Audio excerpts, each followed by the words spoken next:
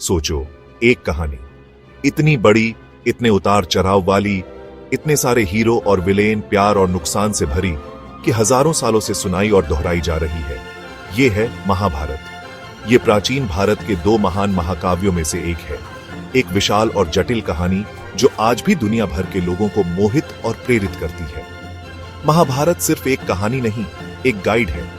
ये हमें जिंदगी के बारे में, कर्तव्य और इच्छा के बारे में, अच्छाई और बुराई की उस लड़ाई के बारे में सिखाती है जो हम सबके अंदर चलती रहती है।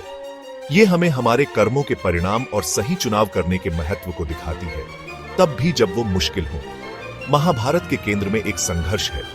ये दो परिवारों, कौरवों और पांडवों के बीच हस्तिनापुर के सिंहासन के लिए संघर्ष है। लेकिन ये सिर्फ एक पारिवारिक झगड़ा नहीं, ये विचारधाराओं का टकराव है, एक राष्ट्र की आत्मा के लिए युद्ध है। महाभारत एक लंबी और जटिल कहानी है, लेकिन ये जानने लायक कहानी है। ये एक ऐसी कहानी है जिसमें हम सभी के लिए कुछ न कुछ सीखने को है, चाहे हम कोई भी हो या कहीं से भी आए। ये एक ऐसी कहानी है जो आपको इसे पढ़ने के बाद भी लंबे समय तक याद रहेगी।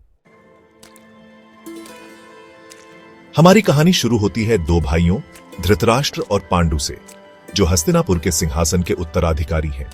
बड़े भाई धृतराष्ट्र जन्म से ही अंधे हैं। ये एक सच्चाई है जो उनके जीवन पर छाया डालती है। छोटे भाई पांडु बलवान और वीर हैं, एक प्रिय शासक।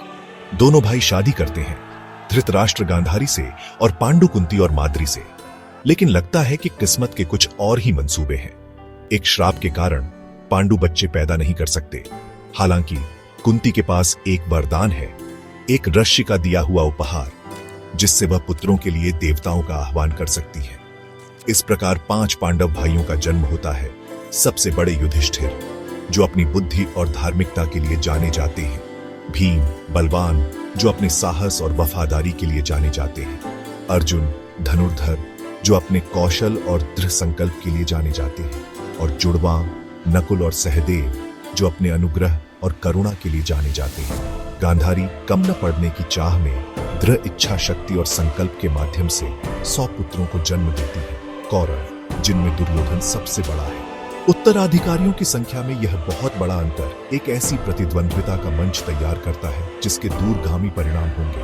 बच्चों के इन दो समूहों का जन्म, प्रत्येक अपनी ताकत और कमजोरियों के साथ, हमारी महाकाव्य कहानी की शुरुआत का प्रतीक है। प्यार और नफरत, युद्ध और शांति, धर्म और अधर्म, सही और गलत की कहानी।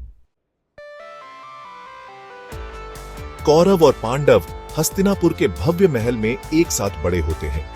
फिर भी उनके साझा वंश के बावजूद उनके बीच नाराजगी और प्रतिद्वंद्विता की खाई बढ़ती जाती है। दुर्योधन ईर्ष्या और सत्ता की लालसा में डूबा हुआ पांडवों को सिंहासन के अपने दावे के लिए खतरा मानता है।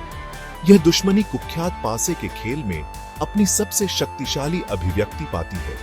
अपने चचेरे भाइयों द्वारा एक दोस्ताना मैच में आमंत्रित किए जाने पर पांडव दुर्योधन के चाचा चालाक शकुनी द्वारा रची गई छल की जाल में फंस जाते हैं।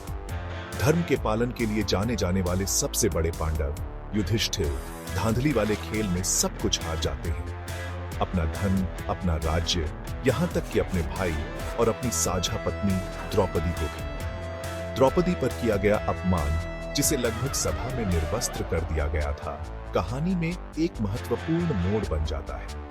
यह पांडवों के दिलों में बदला लेने की आग जलाता है और उस पतन की गहराई को उजागर करता है जिसमें कौरव डूबने को तैयार है। यह घटना सभी की यादों में अंकित आने वाले महायुद्ध के बीज बोती है।